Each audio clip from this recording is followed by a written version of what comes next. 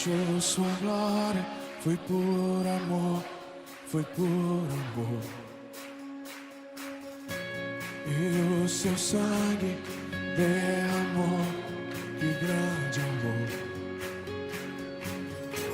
Naquela via dolorosa se entregou. Eu não mereço, mas sua graça me alcançou. Eu me rendo ao seu amor. Eu me rendo ao seu amor. Eu me rendo ao seu amor. Eu me rendo, eu me rendo. O Deus Emanuel, estrela da manhã, Cordeiro de Deus, pão da vida, príncipe da paz, grande El Shaddai, Santo de Israel, luz do mundo. Galileu, Jesus, Jesus. Galileu, Jesus, Jesus. Galileu, Jesus, Jesus.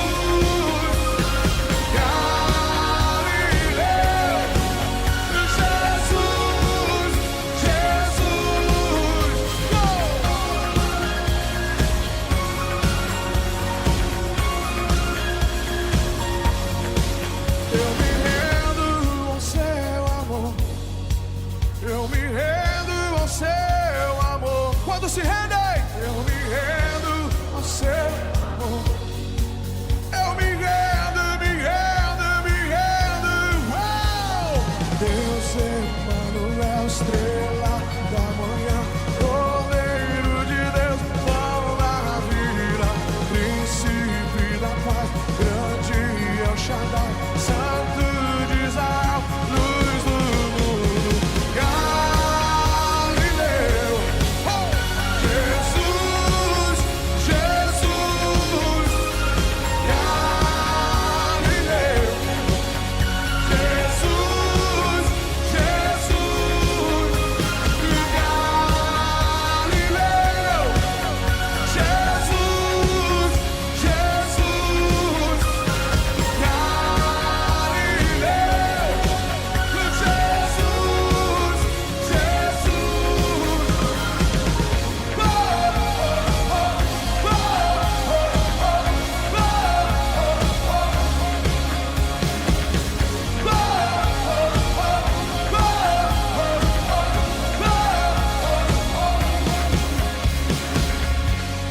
Tendo em vós o mesmo sentimento que houve também em Cristo Jesus, pois ele, subsistindo em forma de Deus, não julgou como usurpação ser igual a Deus.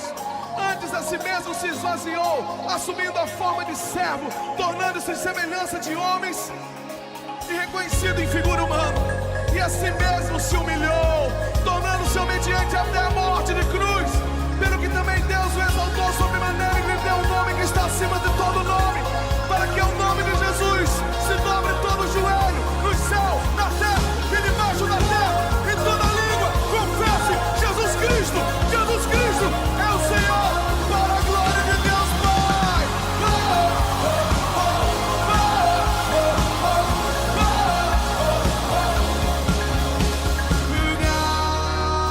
Galileu,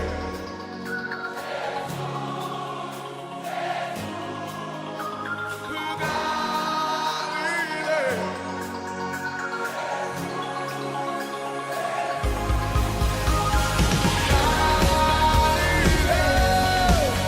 Jesus, Jesus. Galileu, Jesus,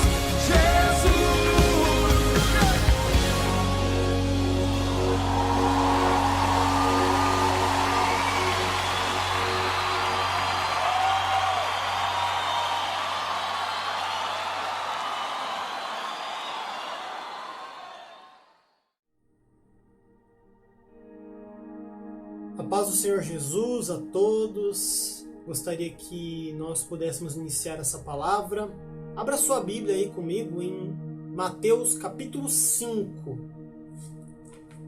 versículo 13. Mateus capítulo 5, versículo 13. Vós sois o sal da terra, e se o sal for insípido, com que se há de salgar?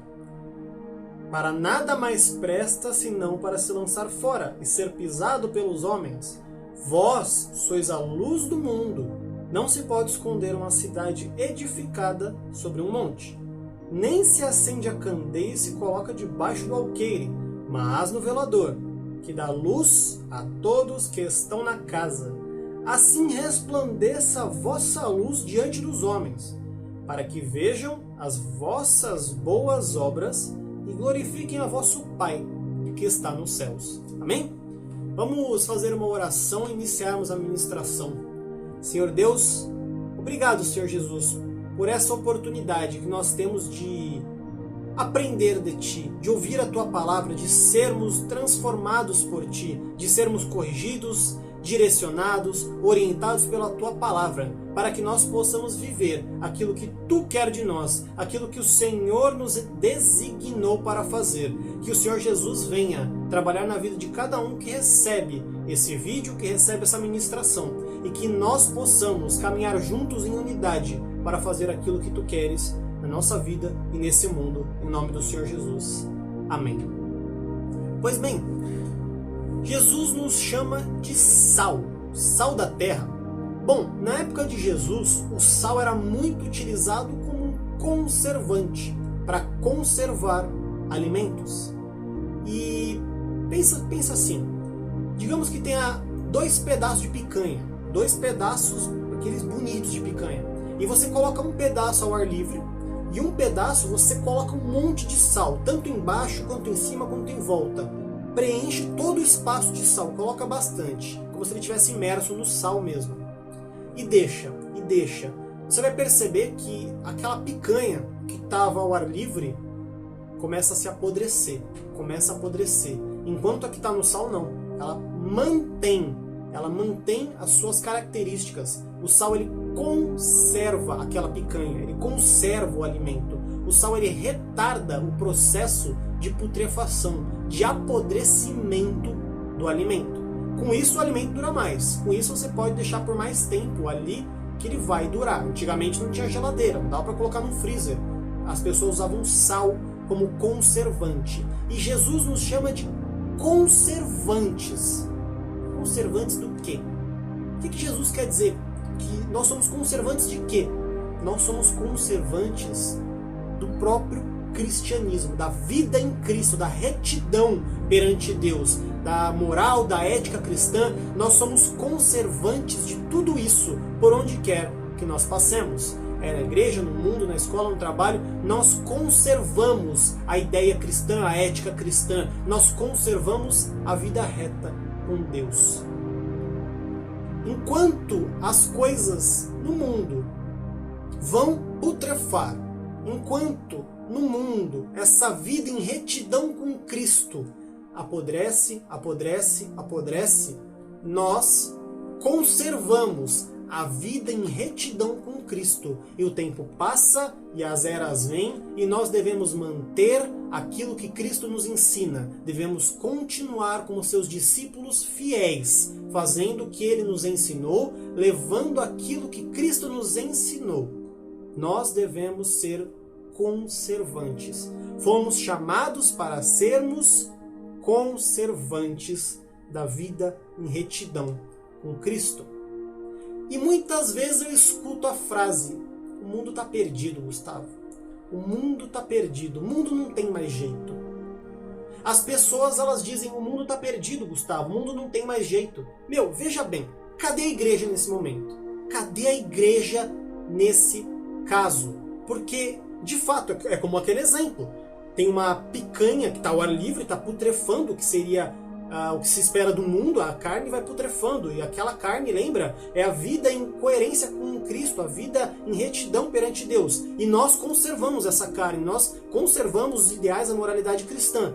Tudo bem, Perfeito. Mas cadê a igreja levando, exportando o seu sal? Exportando o sal da terra? Porque quando a gente fala que o mundo está perdido, só me vem uma coisa na cabeça, e a igreja? Onde é que está? Onde é que está o sal da terra que devia estar conservando as coisas?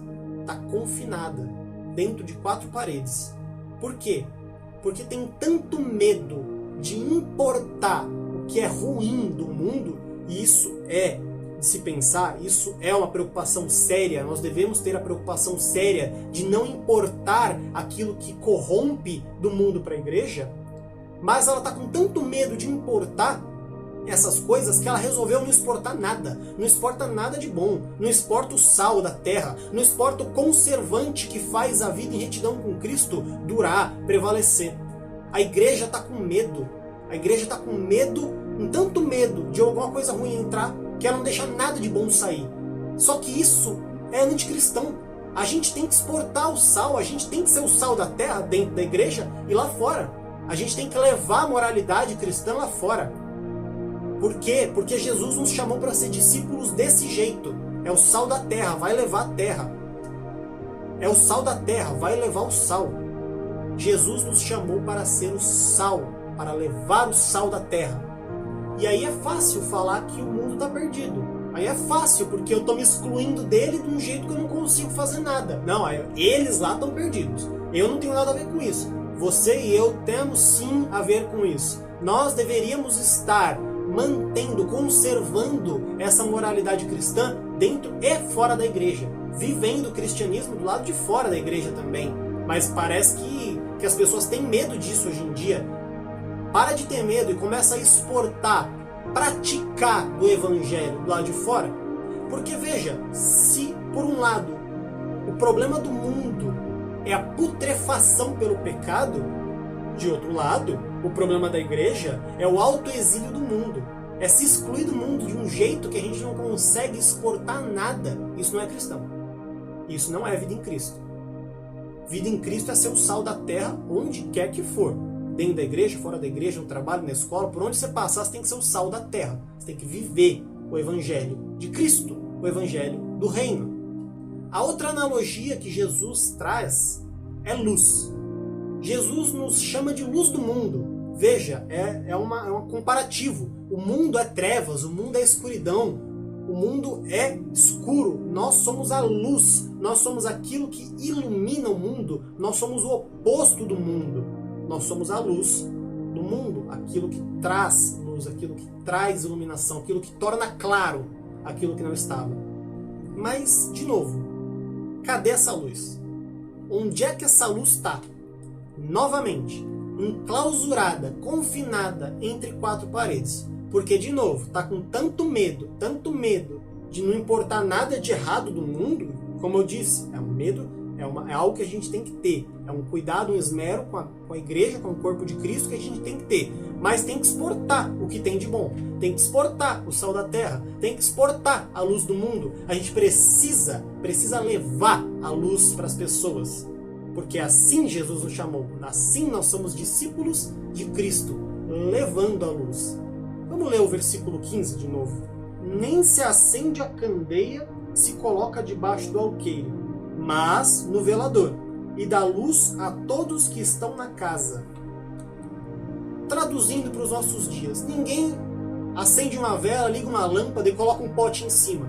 A gente coloca essa vela, essa lâmpada no alto, num lugar onde vai iluminar todo mundo, onde vai iluminar a casa, onde vai iluminar a sala, onde vai levar luz para todos que estão presentes. O problema é, as pessoas estão querendo ser luz só dentro da igreja, querendo viver o evangelho só dentro da igreja, querendo viver a verdade de Cristo dentro da igreja. Mas está na hora de começar a exportar, está na hora de começar a levar para lá de fora, está na hora de começar a levar a luz do mundo para o mundo, seguir aquilo que Jesus Cristo nos ensinou. Nós somos discípulos para levarmos a palavra, para levarmos a prática da palavra para o mundo.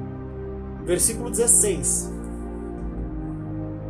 Assim resplandeça a vossa luz diante dos homens, para que vejam as vossas boas obras e gloriem a vosso Pai que está nos céus.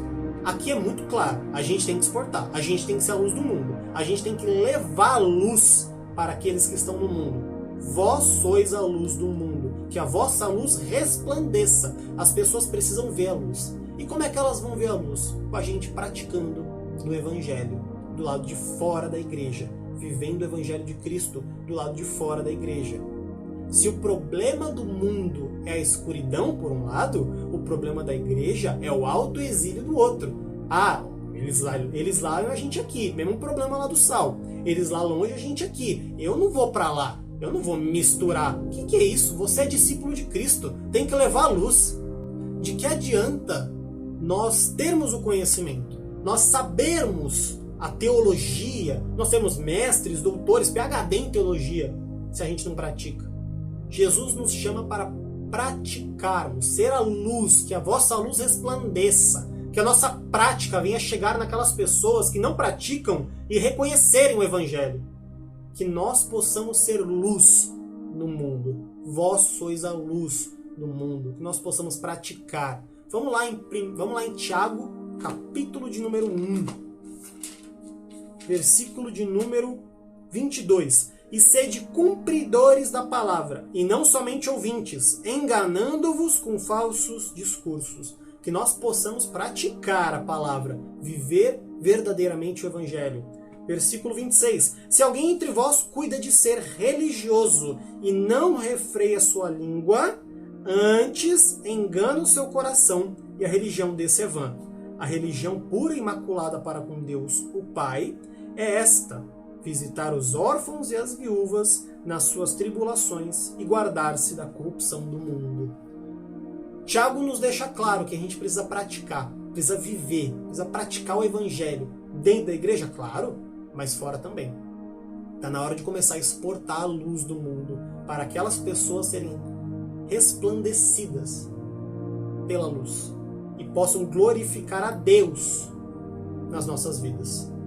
E não se engane, o mundo ele é escuridão. O mundo é a escuridão. Mas, na escuridão, naquele lugar escuro, onde as pessoas só mentem, seja você a luz, praticando e dizendo a verdade. Naquele lugar escuro, onde as pessoas, pela escuridão, adulteram, seja você a luz e seja fiel. E mostre pela sua prática o Evangelho de Cristo. E viva o Evangelho de Cristo. E aí aquela questão, o mundo está perdido. Mas cadê a igreja? Cadê a igreja que devia estar exportando a luz dela para o mundo? Cadê a igreja que devia estar com os seus membros no mundo não se corrompendo, mas levando a luz, levando a prática do Evangelho para fora das quatro paredes, alimentando as pessoas necessitadas, pregando a palavra, vivendo a palavra do lado de fora? Cadê isso? Porque aí é muito fácil falar que o mundo está perdido.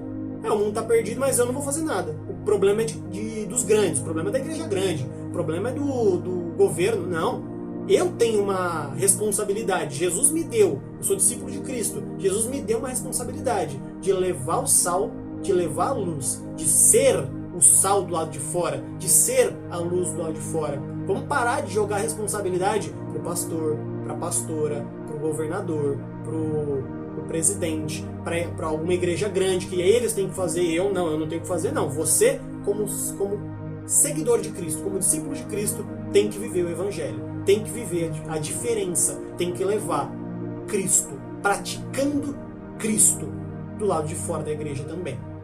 Eu e você somos responsáveis. E jogar o mundo tá perdido é uma desculpinha para a gente não ter que fazer, para eu não ir lá e praticar, para eu culpar algo muito maior, que é o sistema, que é muito grande, que é muito maior que eu, engole eu. Não. Você é discípulo de Cristo. Cristo te chamou para viver o Evangelho.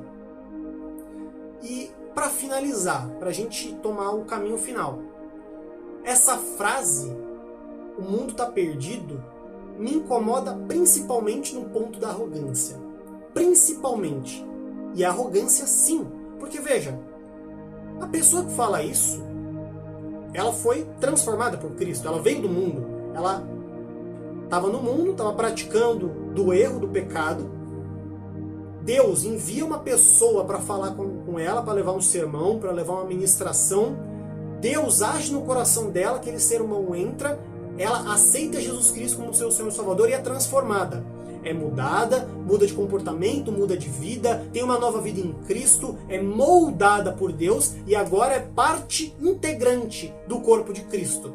E depois de todo esse processo, depois de tudo isso que ela passou, que ela foi transformada e escolhida pela graça de Deus, quando é a vez dela de ser o sal da terra, quando é a vez dela de ser a luz do mundo, quando é a vez dela de levar uma ministração, quando é a vez dela de ser instrumento de Deus para falar do amor de Deus, para viver o amor de Deus, para viver o evangelho do lado de fora, o que ela faz? O mundo está perdido. Isso é colocar um escudinho, levantar uma desculpinha para não viver o evangelho, para não viver o sal da terra, para não viver a luz do mundo, para não viver o cristianismo do lado de fora da igreja. É arrogância. Por quê? Por que isso aí é arrogante? Porque você tem que ser muito arrogante. Você tem que achar que você é muito especial para dizer: Deus me escolheu, pela graça dele eu fui chamado, mas aquele ali não merece. Aquela ali não merece. Aquele ali não tem como. Aquele grupo ali, de jeito nenhum, Deus nunca vai escolher. Você tem que ser muito arrogante para falar isso. Porque a graça de Deus se manifesta pelo desejo, pela vontade de Deus. Deus chama Paulo porque ele quis. A graça de Deus se manifesta em Paulo porque ele quis. Não porque Paulo merecia, porque Paulo não merecia. Deus me chama e a graça de Deus chega à minha vida e ele me escolhe porque ele quis. Não porque eu merecia, porque eu não merecia, mas é porque Deus quis. Deus te chamou, te escolheu, a graça de Deus se manifestou na sua vida porque ele quis. Não porque você mereceu, porque você não merecia. Deus te escolheu, a graça de Deus te transformou, e agora você julga que os outros não podem ser transformados da mesma forma. É arrogância. Você não entendeu nada da graça de Deus, você não entendeu nada de como Deus trabalha. Parece o profeta Jonas nesse momento. Jonas olha e fala: Nínive é um povo ruim, você acha que Nínive vai se transformar? A questão é que não interessa a opinião do profeta, não interessa a minha opinião nem a sua. O que interessa é a graça de Deus. E a graça de Deus se manifestou no povo de Nínive. E eles foram salvos. E a graça de Deus se manifestou na minha vida, se manifesta na sua, e tem muita gente ainda para a graça de Deus se manifestar. Então que nós possamos ser o sal da terra e a luz do mundo. Que nós possamos exportar da igreja para o mundo a vida em Cristo, a vida no Evangelho. Que eu e você possamos ser instrumentos de Deus, vivendo o Evangelho do lado de fora da igreja. E é que a gente pare de dar uma desculpinha fácil dessa, de que eu não faço nada porque o mundo está perdido. Que nada. Nós temos que refletir mais e entender a importância do que Deus deixou na nossa vida. Ser o sal da terra, ser a luz do mundo, ser discípulo de Cristo. A gente tem que entender o quão complexo e importante isso é para a gente viver verdadeiramente. Um teólogo alemão, Dietrich Bonhoeffer, ele fala o seguinte: uma comunidade de Jesus que tenta se esconder já deixou de seguir a Jesus. Se a gente quer se esconder, quer se separar do mundo, não quer exportar o que a igreja tem de melhor, que é o discípulo de Cristo, que é o sal da terra, que é a luz do mundo, a gente já está deixando de seguir a Cristo. A gente tem que levar Cristo para as pessoas, para as vidas. A gente tem que viver verdadeiramente essa passagem simples, pequena, que você já deve ter ouvido várias vezes. Vós sois o sal da terra, vós sois a luz do mundo. Que nós possamos viver verdadeiramente isso. E praticar nas coisas mínimas, nas coisas gigantescas da nossa vida, o Evangelho da salvação, o Evangelho do reino, o Evangelho de Cristo. Que nós possamos, então, buscar o verdadeiro discipulado em Jesus Cristo. Vamos fazer uma oração e encerrarmos a palavra. Senhor Deus, obrigado por trabalhar no nosso coração, falar, Senhor Deus amado, diretamente a nós. Que o Senhor Jesus venha operar em cada um que ouviu essa palavra. Que o Senhor Jesus venha fazer, Senhor Deus amado, uma transformação nas vidas. E que nós possamos continuar a caminhada, cada vez mais renovados por Ti, levando a Tua palavra, levando o Teu querer e, acima de tudo, vivendo verdadeiramente um Evangelho do Reino. Em nome do Senhor Jesus. Amém.